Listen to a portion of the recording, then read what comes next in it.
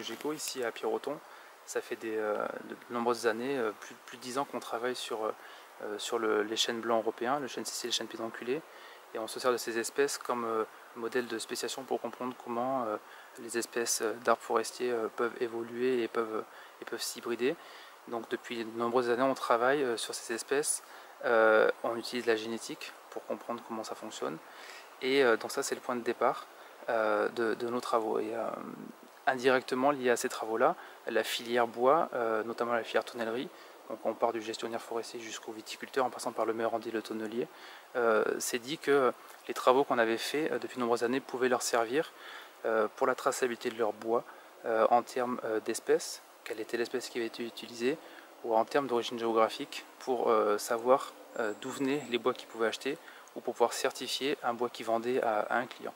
Donc ça c'était l'idée de départ de la filière. Donc c'est pour ça qu'ils nous ont contactés pour travailler en collaboration avec eux pour adapter les méthodologies qu'on avait développées à ce monde industriel. En fait, on a développé des marqueurs génétiques particulièrement performants pour pouvoir identifier l'espèce et faire la conformité géographique pour des lots de bois de chêne. Donc le process classique, c'est de prélever un échantillon de bois, soit en forêt auprès des gestionnaires, soit auprès d'un tonnelier. Donc on reçoit cet échantillon de bois, on l'amène au laboratoire, et à partir de là, on va extraire l'ADN qui est présent dans le bois. Donc ça se fait dans des conditions un peu particulières, parce que l'ADN qui est dans le bois est dégradé en faible quantité, donc on prend des précautions particulières par rapport à des manips classiques. Donc une fois qu'on a obtenu l'ADN de ce morceau de bois, on fait une analyse préparatoire pour après typer notre échantillon sur un spectromètre de masse.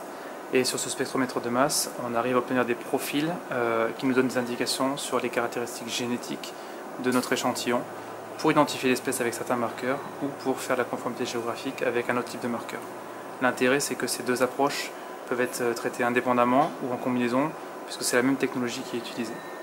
Et à partir de ce moment où on a des profils du spectre de masse, on interprète les résultats et on peut identifier l'espèce, chêne cécile ou chêne pédonculé, ou faire de la conformité géographique avec l'origine géographique qui était annoncée par le gestionnaire ou par le tonnelier.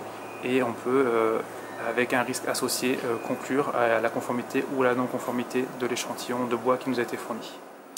Alors ces outils performants que nous avons développés ont été développés au départ dans le cadre d'un projet ANR Émergence qui avait vocation à transférer des technologies existantes dans un laboratoire de recherche pour que ça soit transmis au monde industriel. Donc ça c'était la vocation de ce projet-là. Donc ça nous a permis d'optimiser tous ces marqueurs qui sont aujourd'hui très performants basés sur des technologies de pointe. On a bénéficié de l'apport de Xyloforest, des équipements pour pouvoir optimiser nos technologies. Les débouchés concernent tous les acteurs de la filière bois, depuis les gestionnaires forestiers, comme l'ONF par exemple, les mérandiers, les tonneliers, jusqu'en aval de la filière, les viticulteurs. Donc l'objectif est double. Pour les gens en amont de la filière, ça va être de valoriser leurs produits, de dire qu'ils peuvent certifier une espèce, certifier une origine géographique.